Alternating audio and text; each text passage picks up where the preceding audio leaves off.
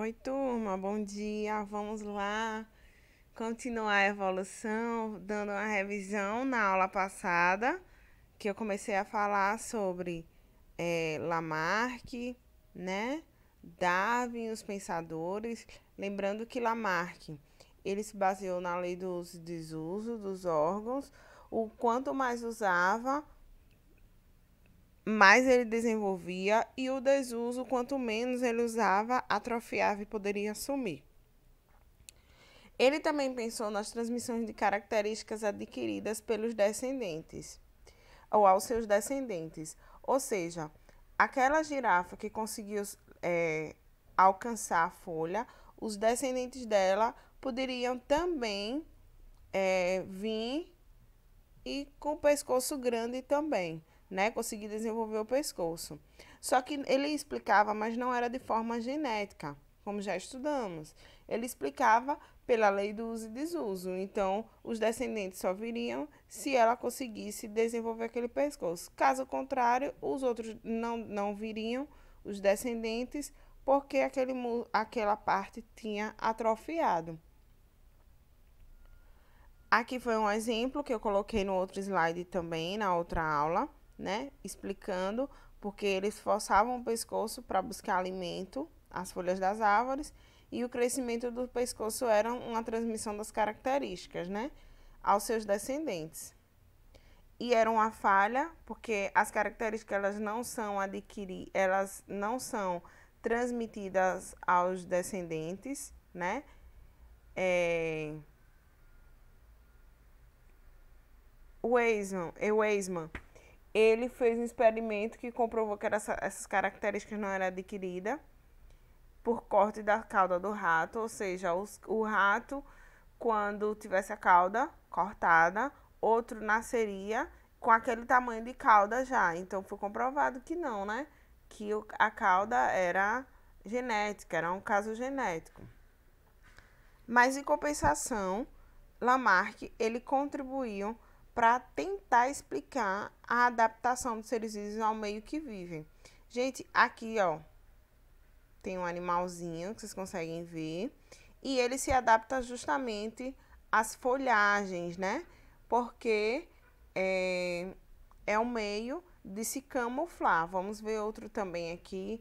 Nós temos aqui uma borboleta, né? Uma vespa e uma borboleta, mariposa, e aí ela consegue se camuflar também nas outras folhas. Aqui também tem outra, e aí ela consegue se camuflar. Isso são adaptações. Isso aí foi o que Lamarck ele também tentou explicar, só que ele não tinha um fundamento baseado, ele não tinha tanta certeza. Aqui também nós temos um animal, vou deixar vocês acharem.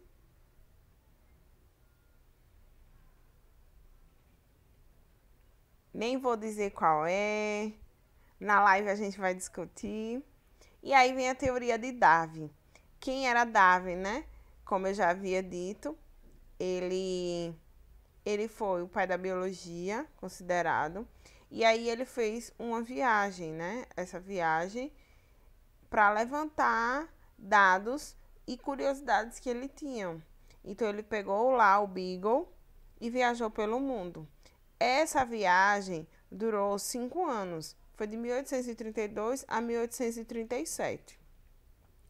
Aí tem os locais que ele passou, o roteiro: Inglaterra, Salvador, Bahia, Argentina, na Patagônia, Galápagos, Nova Zelândia, África do Sul, Falmouth, na Inglaterra. Como é que a gente sabe desses dados? Porque ele fez questão de anotar todos os roteiros que ele passava.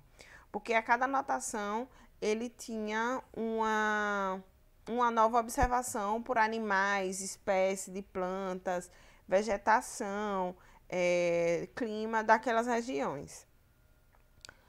E aí cada ilha tinha uma particularidade da fauna e da flora, como as iguanas marinhas e os jabutis. No próximo slide vocês vão ver. Ele explicou a maior observação que ele fez aqui no Brasil foi porque tinha escravos, era o canavial e também a cultura do Brasil, né? Ele tinha, aqui no Brasil tinha muita fauna e flora, tinha não, tem, e isso tem anotado no caderno, no caderno dele, que virou um livro, A Origem das Espécies.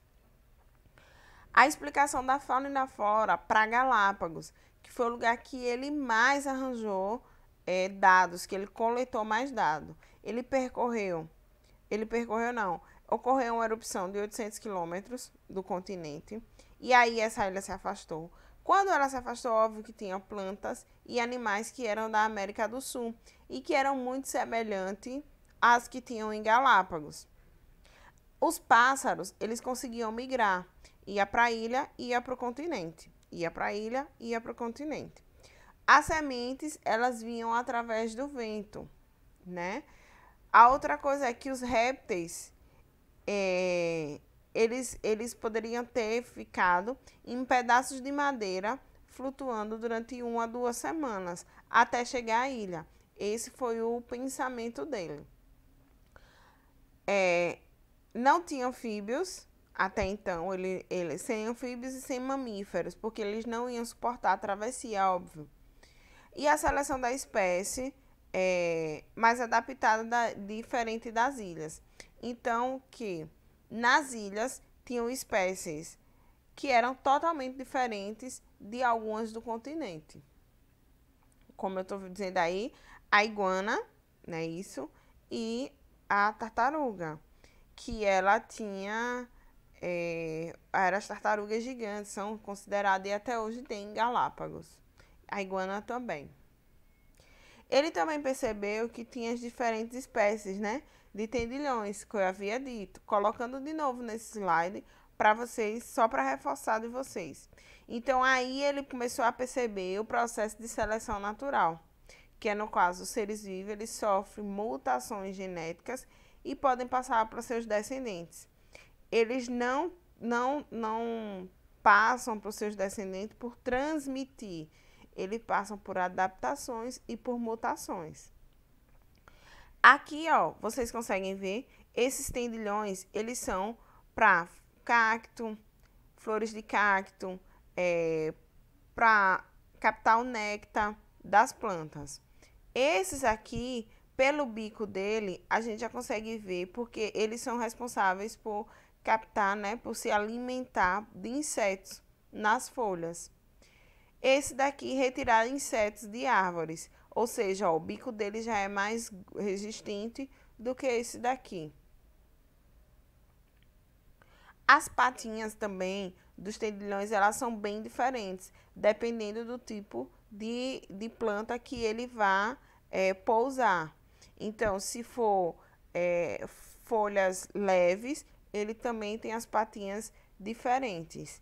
A outra coisa essas duas espécies aí, elas são tendilhões. Os dois são da mesma espécie. Só que o que acontece? Eles têm a diferença de cores.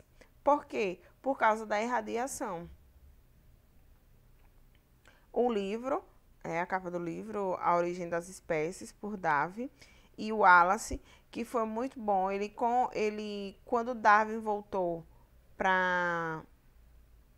da viagem, ele sentou com Wallace e aí eles conseguiram organizar esse livro e fazer a publicação A Origem das Espécies em 1859.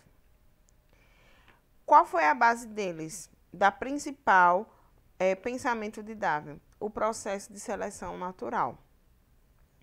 Gente, o processo de seleção natural, ele vai explicar que os mais aptos, eles são selecionados pelo ambiente, deixando muitos descendentes. Os menos aptos, eles são eliminados através de competição. E aí a gente consegue ver.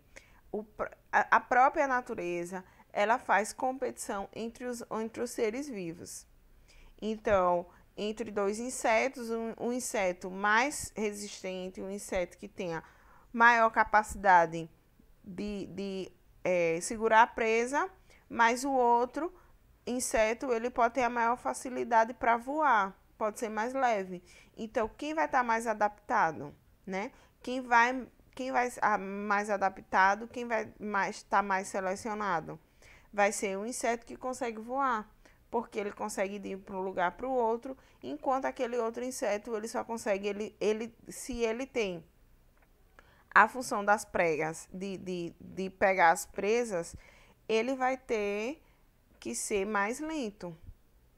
Então, em questão de agilidade, o inseto que consegue voar, ele vai ser bem selecionado. O outro, ele não vai ser tão selecionado e aí ele pode ser eliminado pelo próprio ambiente. As características aí, o crescimento do pescoço, como a gente já havia discutido, que Lamarck dizia que eles se adaptavam, né? E passavam para os seus descendentes. Já Darwin não, era o próprio ambiente que selecionava e passava de forma genética.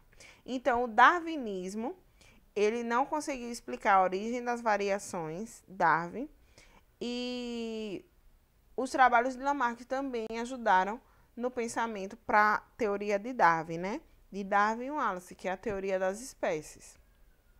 Já o neodarwinismo, ele vai estar, já surgiu no século XX, baseando em 4 processos. Os processos que Darwin não conseguiu explicar.